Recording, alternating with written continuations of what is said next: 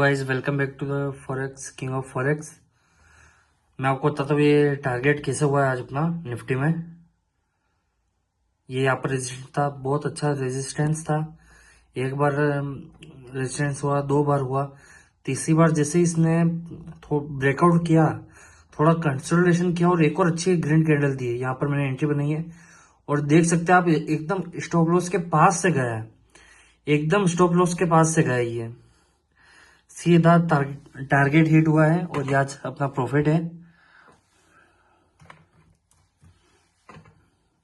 उसके बाद से पूरा दिन साइडवेज रहा है मार्केट।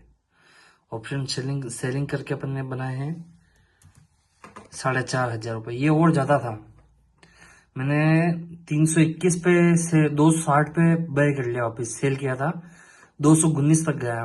मतलब ये लगभग 7,000 7,500 होता। चलो कोई नहीं।